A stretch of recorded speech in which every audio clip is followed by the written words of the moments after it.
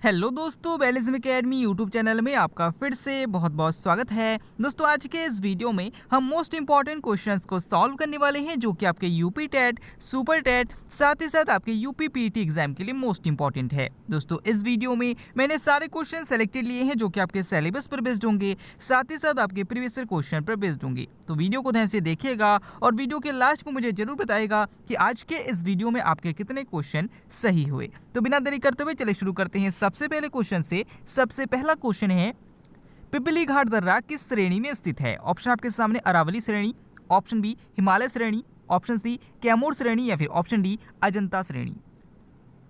इसका सही आंसर हो जाएगा ऑप्शन ए अरावली श्रेणी। दोस्तों, याद रखिएगा कि जो पिपली घाट दर्रा है ये अरावली श्रेणी पर स्थित है। अगर आपसे पूछा जाता है कि भारत का सबसे प्राचीन पर्वत श्रृंखला कौन सी है तो याद रखिएगा अरावली पर्वत श्रृंखला है।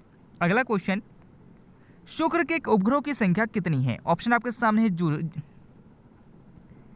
नेक्स्ट क्वेश्चन है, शुक्र के उपग्रहों की संख्या कितनी है? ऑप्शन आपके सामने 0, ऑप्शन बी 2, ऑप्शन सी 8 या फिर ऑप्शन डी 4। इसका सही आंसर हो जाएगा ऑप्शन ए 0। दोस्तों, याद रखिएगा कि बुध ग्रह और शुक्र ग्रह इन दोनों ग्रह का कोई भी उपग्रह नहीं है। तो आपसे ही पूछा गया है कि शुक्र ग्रह के कितने उपग्रह हैं, तो याद रखिएगा कि कोई उपग्रह नहीं है, यानी कि 0 उपग्रह है।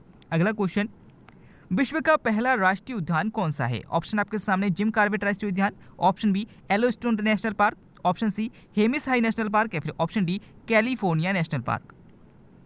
इसका सही आंसर हो जाएगा option A Yellowstone National Park. दोस्तों, याद रखिएगा कि येलोस्टोन नेशनल पार्क जो कि अमेरिका में है, ये विश्व का पहला राष्ट्रीय उद्यान है। अगर आपसे पूछा जाता है कि भारत का पहला राष्ट्रीय उद्यान कौन सा है तो याद रखिएगा कि जिम कॉर्बेट राष्ट्रीय उद्यान है जो कि उत्तराखंड में है। अगर आपसे पूछा जाता है कि जिम कॉर्बेट नेशनल पार्क का पुराना नाम क्या है तो याद रखिएगा कि हेली राष्ट्रीय उद्यान है।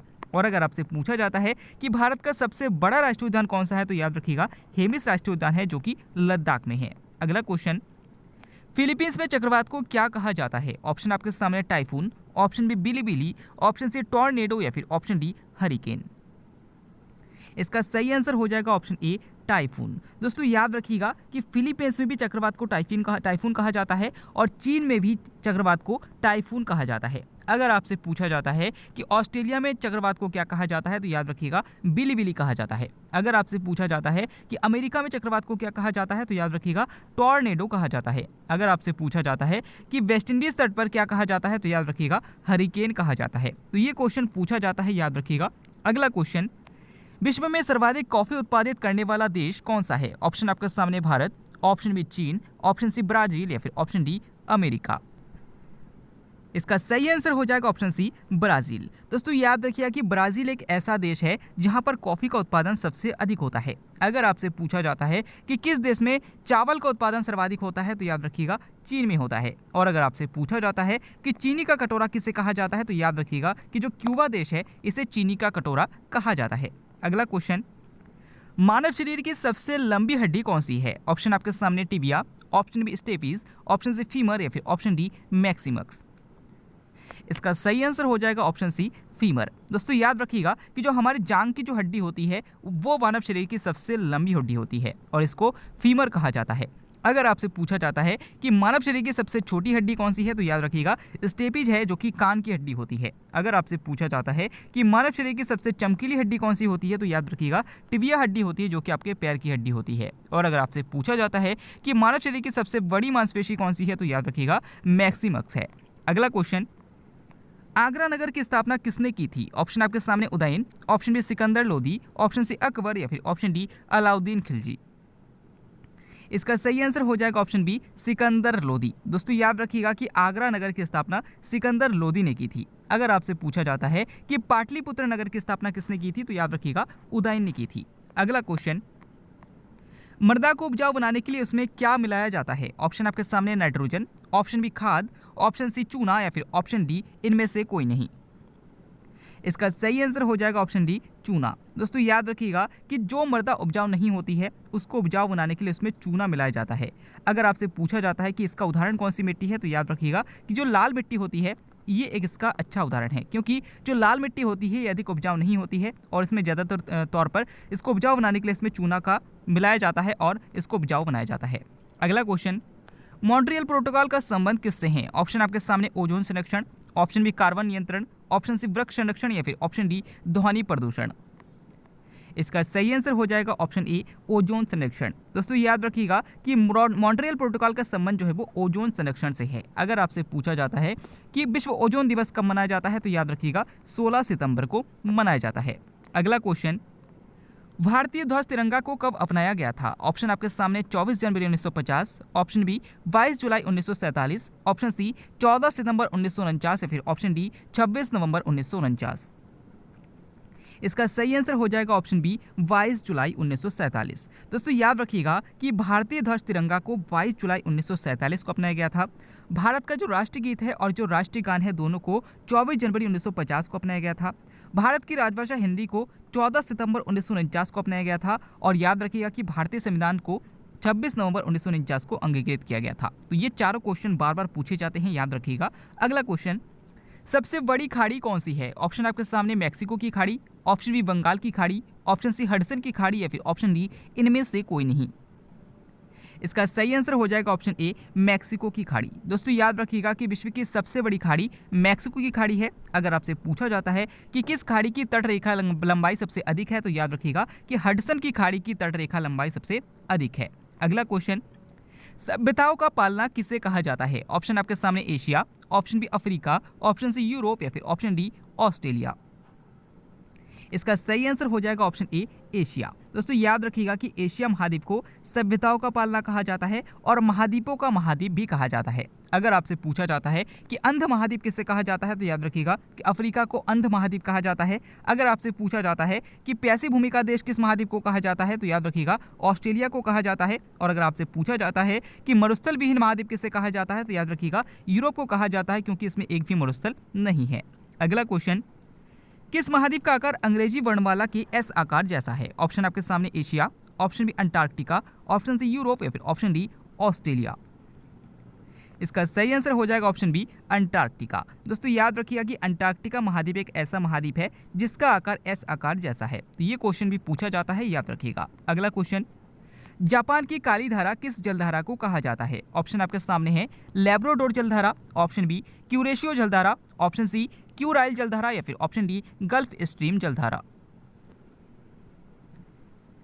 इसका सही आंसर हो जाएगा ऑप्शन बी क्यूरोशियो जलधारा। दोस्तों याद रखिएगा कि गहरा नीला रंग होने के कारण क्यूरोशियो की जलधारा को जापान की काली जलधारा भी कहा जाता है। अगर आपसे पूछा जाता है कि क्यूरोशियो जलधारा किस महासागर में स्थित है तो याद रखिएगा प्रशांत महासागर में स्थित है।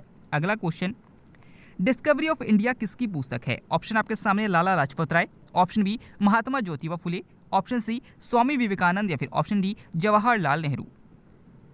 इसका सही आंसर हो जाएगा ऑप्शन डी जवाहरलाल नेहरू। दोस्तों याद रखिएगा कि डिस्कवरी ऑफ इंडिया जो पुस्तक है ये जवाहरलाल नेहरू की पुस्तक है। अगर आपसे पूछा जाता है कि गुलामगिरी पुस्तक के लेखक कौन है तो याद रखिएगा महात्मा ज्योतिबा फुले हैं। अगला क्वेश्चन, नाइट्रेट की अधिकता से कौन सा रोग हो जाता है? ऑप्शन आपके सामने Minamata, option B black foot syndrome, option C Wilson या फिर option D blue baby syndrome. इसका सही आंसर हो जाएगा option D blue baby syndrome. दोस्तों याद रखिएगा कि नाइट्रेट की अधिकता होने पर ब्लू बेबी सिंड्रोम रोग हो जाता है। अगर आपसे पूछा जाता है कि आर्सेनिक की अधिकता से कौन सा रोग हो जाता है तो याद रखिएगा ब्लैक फुट सिंड्रोम रोग हो जाता है। अगर आपसे पूछा जाता है कि कॉपर की अधिकता से कौन सा रोग हो जाता है तो याद रखिएगा विल्सन रोग हो जाता है। और अगर आपसे पूछा जाता है कि पारे की वजह से कौन सा रोग हो जाता है तो याद रखिएगा मिनी माता रोग हो जाता है। अगला क्वेश्चन, आयर झील कहाँ स्थित है? ऑप्शन आपके सामने Asia, option B Africa, option C Europe या फिर ऑप्शन डी ऑस्ट्रेलिया। इसका सही आंसर हो जाएगा ऑप्शन डी ऑस्ट्रेलिया। दोस्तों याद रखिएगा कि आयर झील जो है वो ऑस्ट्रेलिया में स्थित है। अगर आपसे पूछा जाता है कि झीलों का देश किसे कहा जाता है तो याद रखिएगा फिनलैंड को कहा जाता है। अगला क्वेश्चन, पैगोडा का देश किसे कहा जाता है? ऑप्शन आपके सामने Norway, option B Myanmar, option C Finland या फिर ऑप्शन डी जापान। इसका सही आंसर हो जाएगा ऑप्शन बी म्यांमार। दोस्तों याद रखिएगा कि म्यांमार को पैगोडा का देश कहा जाता है। अगर आपसे पूछा जाता है कि मध्य रात्रि का सूर्य किस देश को कहा जाता है तो याद रखिएगा नॉर्वे को कहा जाता है। अगर आपसे पूछा जाता है कि सूर्योदय का देश किसे कहा जाता है तो याद रखिएगा कि जापान को सूर्योदय का देश कहा जाता है। अगला क्वेश्चन, मगरमच्छ के हृदय में कितने कक्ष पाए जाते हैं? ऑप्शन आपके सामने 2, ऑप्शन बी 3, ऑप्शन सी 4 या फिर ऑप्शन डी 8। इसका सही आंसर हो जाएगा ऑप्शन सी 4। दोस्तों याद रखिएगा कि जो मछलियां होती है उनके हृदय में 2 कक्ष होते हैं। जो उभयचर जंतु होते हैं जैसे कि अगर बात करें मेढक है इनमें 3 कक्ष होते हैं इनके हृदय में। और अगर आपसे पूछा जाता है कि स्तनधारियों के हृदय में कितने कक्ष होते हैं तो याद रखिएगा 4 कक्ष होते हैं। यहाँ पर मगरमच्छ जो है ये एक स्तनधारी नहीं है बल्कि एक उभयचर है, इसीलिए इनके हृदय में 3 कक्ष होने चाहिए, लेकिन याद रखिएगा कि मगरमच्छ इसका अपवाद है। इसीलिए ये क्वेश्चन बहुत पूछा जाता है कि मगरमच्छ के हृदय में कितने कक्ष पाए जाते हैं तो याद रखिएगा 4 कक्ष पाए जाते हैं। अगला क्वेश्चन, समुद्री गोताखोरों द्वारा कौन सी गैस प्रयोग में लाई जाती है? ऑप्शन आपके सामने nitrogen, option B helium, option C argon या फिर ऑप्शन डी कार्बन डाइऑक्साइड। इसका सही आंसर हो जाएगा ऑप्शन बी हीलियम। दोस्तों याद रखिएगा कि समुद्री गोताखोरों द्वारा हीलियम गैस का प्रयोग किया जाता है। अगर आपसे पूछा जाता है कि वायुमंडल में कौन सी अक्रिय गैस सबसे अधिक मात्रा में पाई जाती है तो याद रखिएगा ऑर्गन पाई जाती है। और अगर आपसे पूछा जाता है कि वायुमंडल में सबसे अधिक मात्रा में कौन सी गैस पाई जाती है तो याद रखिएगा नाइट्रोजन पाई जाती है। अगला क्वेश्चन, दूध का पीएच मान कितना होता है? ऑप्शन आपके सामने 7.4, ऑप्शन बी 5.6, ऑप्शन सी 7 या फिर ऑप्शन डी 6.4।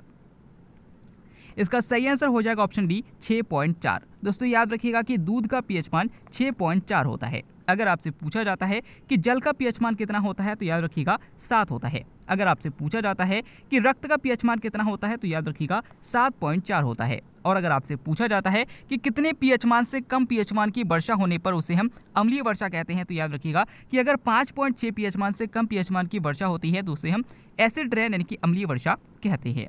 अगला क्वेश्चन, सबसे अधिक ध्वनि की चाल किसमें होती है? ऑप्शन आपके सामने ठोस में, ऑप्शन बी द्रव में, ऑप्शन सी गैस में या फिर ऑप्शन डी प्लाज्मा में। इसका सही आंसर हो जाएगा ऑप्शन ए ठोस में। दोस्तों याद रखिएगा कि ठोस में ध्वनि की चाल सबसे अधिक, द्रव में उससे कम और गैस में सबसे कम होती है। तो ये तीनों क्वेश्चन इंपॉर्टेंट है, पूछा जाता है। अगला क्वेश्चन, छऊ किस राज्य का नृत्य है? ऑप्शन आपके सामने Jharkhand, option B Tamil Nadu, option C Nagaland या फिर ऑप्शन डी कर्नाटक। दोस्तों इस क्वेश्चन के आंसर आपको हमें कमेंट के द्वारा बताना है।